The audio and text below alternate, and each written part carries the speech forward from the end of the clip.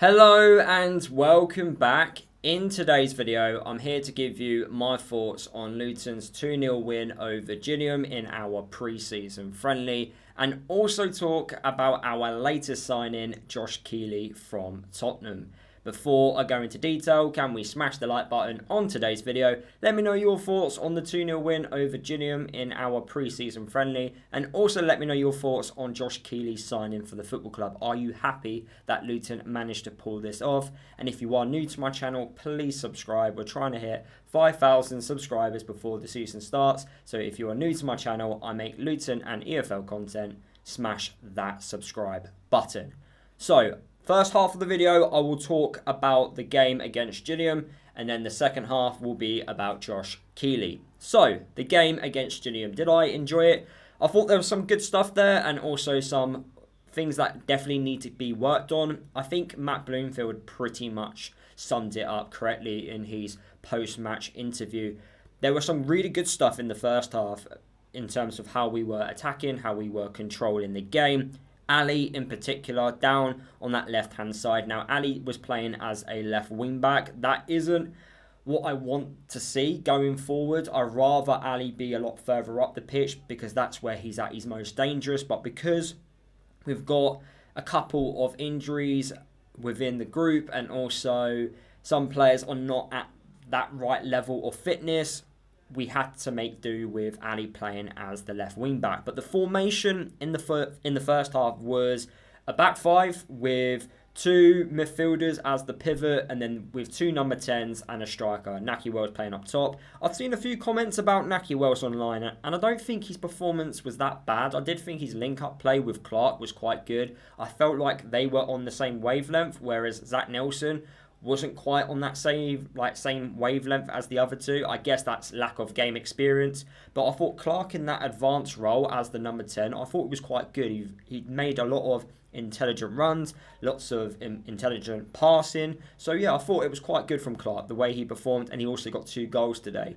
But Alli down on that left-hand side caused Gillingham so many problems. I thought Walters also had a really good game at right wing-back. It's very important time for Walters because with Isaiah Jones being out for a couple of months, that position's basically up for grabs. So if Walters can just perform and just be consistent, then that position is his. I actually think he would be a much better right back than a right wing back, but we'll soon find out in the near future what system we are going to play. But I do think we are 1 or 2 signings away. If we are going to play the 4-2-3-1 formation, we are definitely a couple of signings away from playing that. But right now, I think it's definitely going to be the back 5. What I did notice in the first half was how well Cal Naismith communicated with Makosso. There were a few times where Cal actually had a go at him, whether that was just where he was positioned on the pitch and also some poor passing.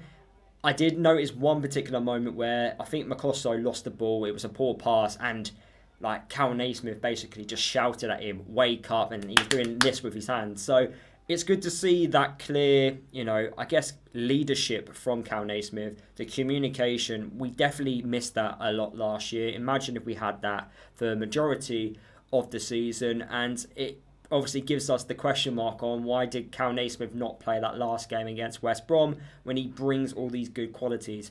Unfortunately, I can't answer that question. Matt Bloomfield's the one that can.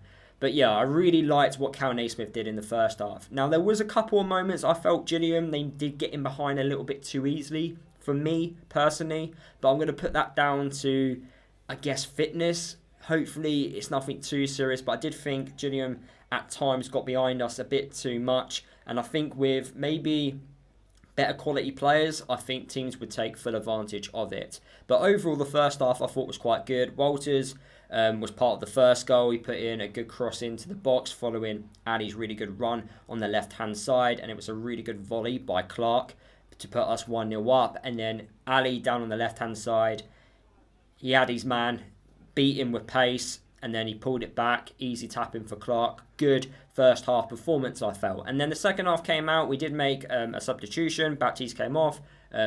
Not injured, I believe. It hasn't been confirmed. But yeah, I think we're trying to look after Baptiste really carefully because of his injury record. But Walsh came on at half time, and then within 60 seconds, gets yellow carded in a pre-season friendly and also gives away a penalty. I don't know what he did. When I was watching it from my angle, I didn't know what he did. So someone in the comments, please let me know. I tried to look for it online. I don't know what he did. I don't know if he did something off the ball, but all I remember was a ball got whipped into the box and I think Shea ended up catching it. But unless Walsh pulled the man back, that's all I can possibly think of. And knowing Walsh, he probably did do that. But he got given a yellow card. Really good save by James Shea. And yeah, that first, I guess, 25, 30 minutes in the second half was pretty much Gillingham piling on the pressure. I think Matt Bloomfield summed it up perfectly when he said we basically not given up, but we basically allowed Gillingham to come back into the game where he wanted us to keep attacking. And I basically agree with that. I think we kind of slowed down a little bit. We kind of played down the gears where we should have actually carried on what we were doing in the first half, because we were controlling possession, we were controlling the play, we were creating chances. But we were creating chances, for me, due to individual skill rather than being creative from our own players. So breaking teams down, we weren't really doing that. We was just doing it through, whether that was Alli or Clark, running through the actual team itself rather than actually passing and moving the ball about. But, I think we can work on that in the next couple of weeks before the season starts. But yeah, the second half, I think we just went down the gears a little bit. Gillingham piled on the pressure. Despite Gillingham piling on the pressure, Shea didn't make too many saves. A lot of it was pretty much routine. Then we made our substitutions. And then the likes of Nordas, Alfie Doughty, they came on and caused a lot of problems for Gillingham. In fact, we did then change the formation slightly. So instead of playing with 2 number 10s, we actually played with 2 strikers, with Nordas and Alli being the strikers, and Alfie down on the left-hand side, causing problems.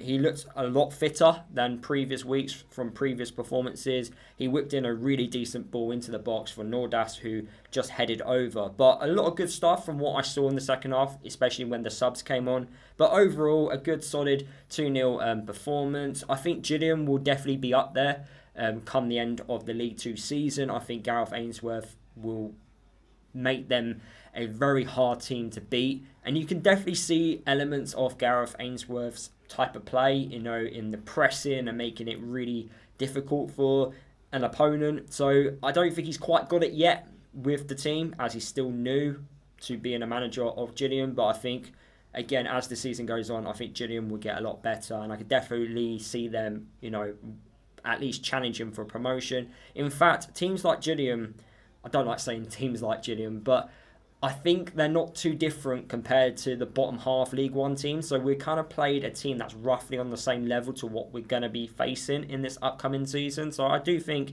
it was a really good test for us from today, to play against them. Moving on to before I move on to Josh Keeley, just one more thing about Alli.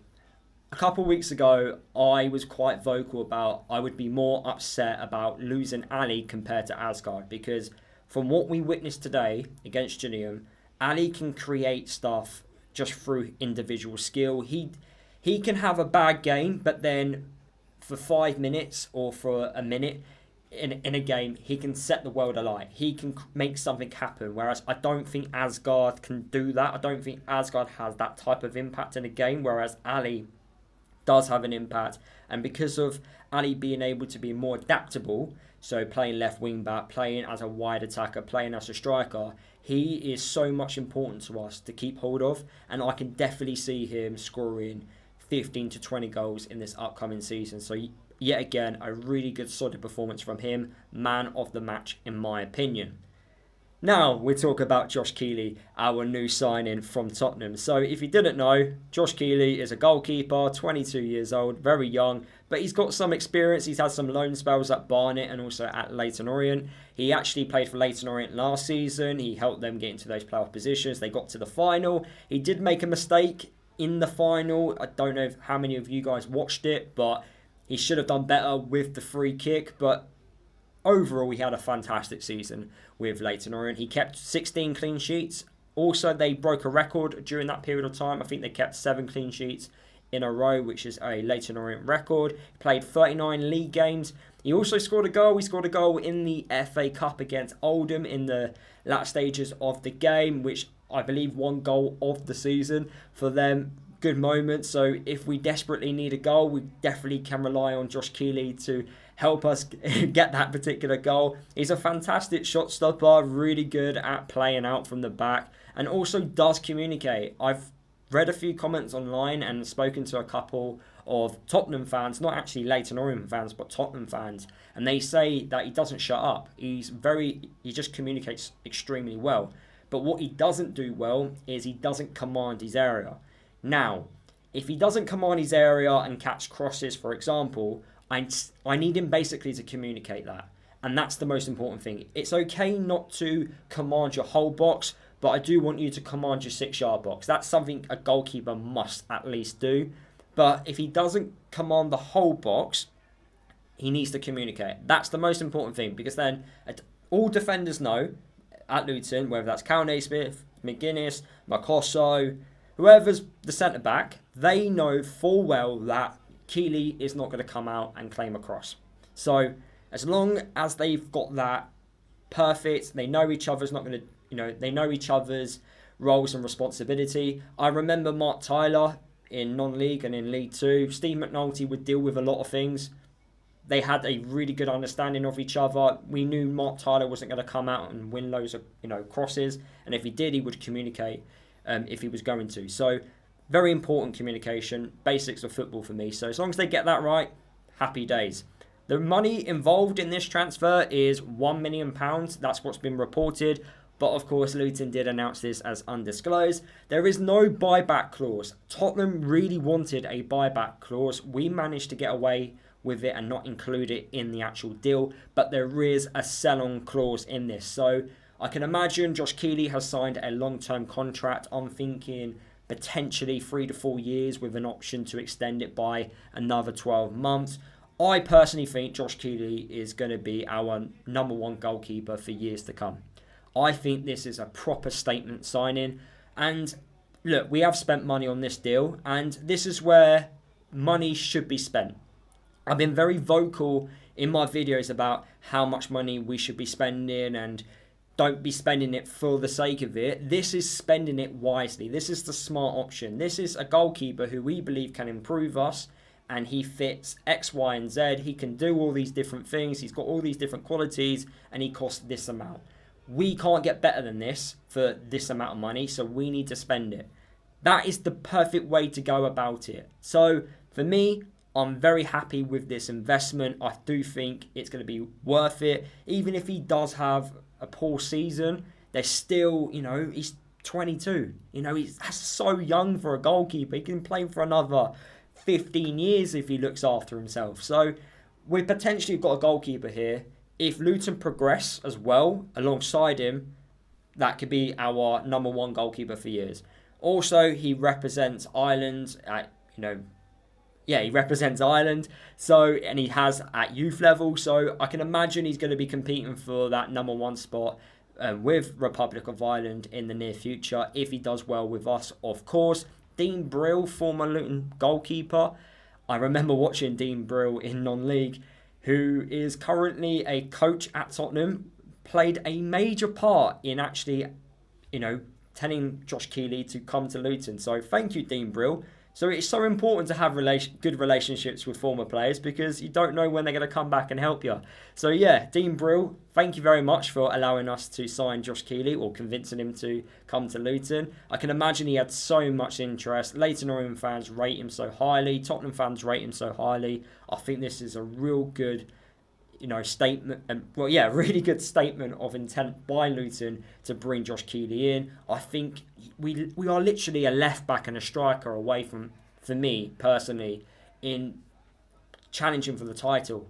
We should already be there anyway, but I do think we're not too far away from it. We look so good. We look so strong, and I know we said this last year, but differences last year the differences from last season is we're backing it up with signings. Last year we didn't back it up with signings. This time round we are strong in a lot of areas of the pitch.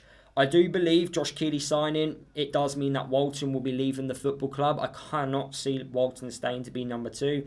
Doesn't make sense. He's been playing for the last 2 seasons with Dundee. He would want with Dundee United. So yeah, he would want to play regular first team football. So I can imagine we will look to sell him to get some money back from him. But yeah, I can't imagine he will be staying around because he won't be number 1 choice at all. 100% Josh Keeley will be our number 1 keeper, with James Shea being the backup choice. I'll be happy with that. But yeah, that is the end of today's video. Hopefully you did enjoy it. Live stream tomorrow, Sunday, 11 AM UK time. Smash the like button of the video. Let me know what your thoughts and feelings down in the video comments about the game and also Josh Keeley signing for the football club. If you're new to my channel, please subscribe, and I'll see you all in the next video.